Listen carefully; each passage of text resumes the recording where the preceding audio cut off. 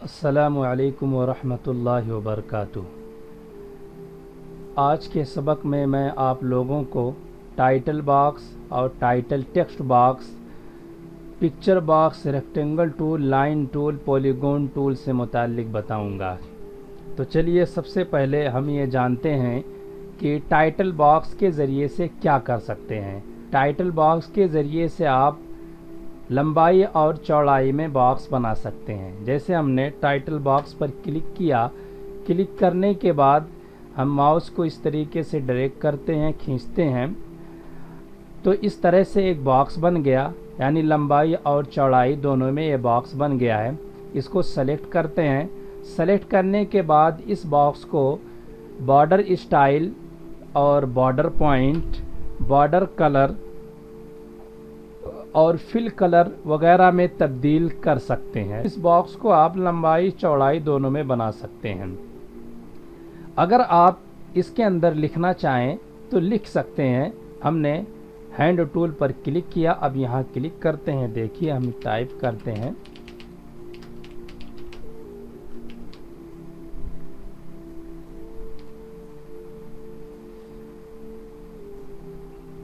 एक चीज़ आप जान लीजिए कि अगर आप इस बॉक्स के अंदर ये चाहें कि लिखते जाएं और ये बॉक्स बड़ा होता चला जाए, तो ये बॉक्स लंबाई में बड़ा नहीं होगा। आपको जैसे हमने इंटर किया तो ये देखिए हमारा कर्सर गायब हो गया, ये बॉक्स लंबाई में बड़ा नहीं हुआ। आपको इस तरह से सेलेक्ट करना होगा। सेलेक्ट करने के बाद आप देखेंगे ये कॉर्नर है, इसको पकड़कर आपको बड़ा करना होगा।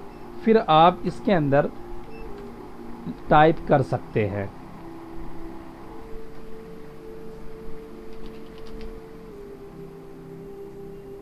देखिए हमने इसके अंदर टाइप कर दिया है। तो आप समझ गए होंगे कि इस बॉक्स को सिर्फ लंबाई और चौड़ाई में बना सकते हैं। लेकिन अगर आप ये चाहेंगे कि हम लिखते जाएं और बड़ा होता चला जाए बॉक्स, तो ये बड़ा नहीं होगा।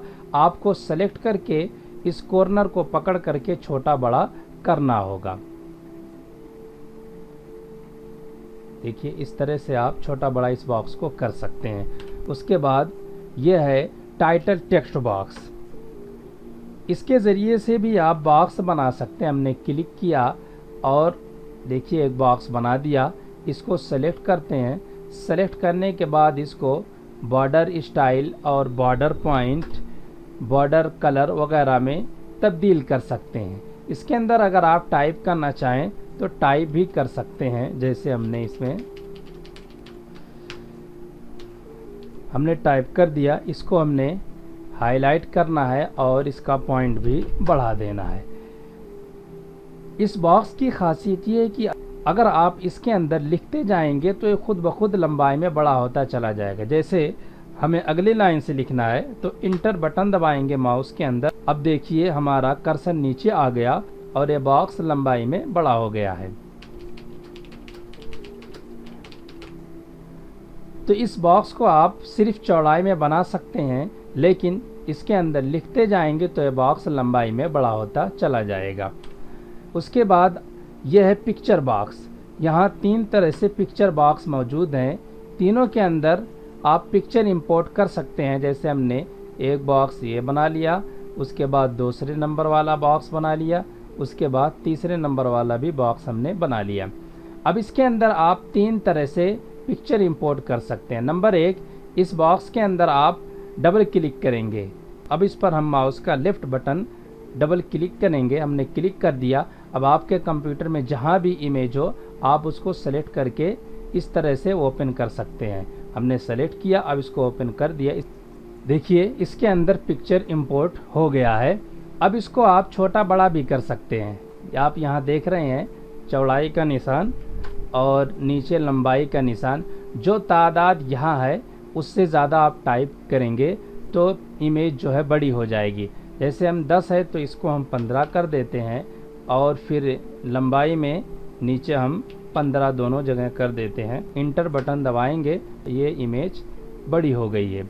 और अगर इस इमेज को छोटी करनी हो आपको, जैसे ये इमेज बड़ी हो रही है, तो यहाँ से आप तादाद को टाइप करें। जैसे 15 है तो हम यहाँ 12 ले लेते हैं और नीचे भी हम 12 टाइप कर देते हैं। और इंटर करेंगे ये इमेज छोटी हो जाएगी। दूसरा तरीका मैं बताता हूँ कि इस बॉक्स को आप सेलेक्ट कीजिए, फाइल के अंदर जाएं और इंपोर्ट पिक्चर पर क्लिक करेंगे तो इस तरीके से मेनू डिस्प्ले हो जाएंगे। जहाँ भी आपकी इमेज हो उसको सेलेक्ट करके आप ओपन कर सकते हैं। तीसरा तरीका इंपोर्ट करने का ये है कि इस बॉक्स को सेलेक्ट करें, सेलेक्ट करने के बाद इंसर्ट में जाए, पिक्चर पर क्लिक कीजिए। क्लिक करने के बाद देखिए इस तरह से मेनू डिस्प्ले हो जाएगा। अब आपके पास जहाँ भी इमेज हो उसको सेलेक्ट करके आप ओपन कर सकते हैं। तो ये पिक्चर बॉक्स है। पिक्चर बॉक्स के अंदर आप 3 तरह से पिक्चर इंपोर्ट कर सकते हैं और पिक्चर को छोटा बड़ा भी कर सकते हैं। अब मैं आपको रेक्टेंगल टूल से मुतालिक बताऊंगा। ये है रेक्टेंगल टूल, 1 2 3, ये तीनों रेक्टेंगल टूल है। 3 तरह से हैं, तीनों को 3 तरह से बना सकते हैं। एक आप चौकोर बना सकते हैं, एक गोल बना सकते हैं, एक मुरब्बा शक्ल में बना सकते हैं। इस बॉक्स को सेलेक्ट करके border style, border colour, fill colour वगैरह में तब्दील कर सकते हैं।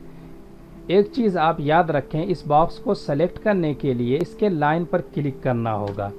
देखिए हमने यहाँ लाइन पे क्लिक कर दिया, ये बॉक्स सेलेक्ट हो गया। अगर बीच में क्लिक करेंगे तो ये बॉक्स सेलेक्ट नहीं होगा। इस बॉक्स को सेलेक्ट करने के बाद इसको बॉर्डर स्टाइल, यहाँ से हम बॉर्डर स्टाइल और बॉर्डर पॉइंट, फिल कलर और बॉर्डर कलर वगैरह ले सकते हैं। लेकिन अगर आप इसके अंदर लिखना चाहेंगे तो लिख नहीं सकते हैं। राइटिंग मोड में आते ही ये बॉक्स गायब हो जाएंगे। जैसे हम हैंड टूल पे क्लिक करेंगे, राइटिंग मोड में आएंगे तो ये बॉक्स गायब हो जाएंगे।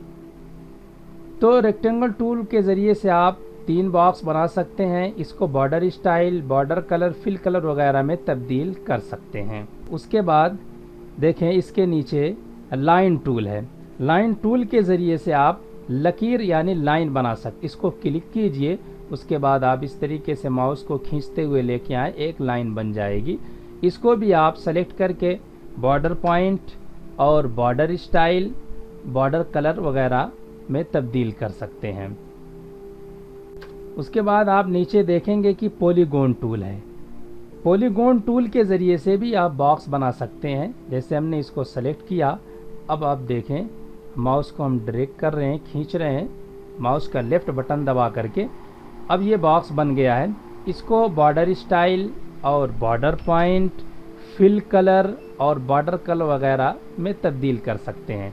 इसके अंदर भी आप लिख नहीं सकते हैं। ये राइटिंग मोड के वक्त गायब हो जाएगा। जैसे देखिए हम राइटिंग मोड में आ रहे हैं, ये बॉक्स गायब हो गया।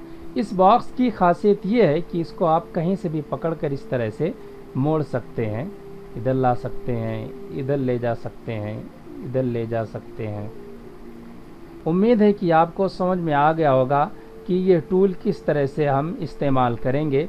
आगे सबक में मैं आपको इन तमाम टूल को इस्तेमाल करके बताऊंगा कि इसको कहाँ और किस तरह से, किस डिज़ाइन में आप इसको इस्तेमाल कर सकते हैं।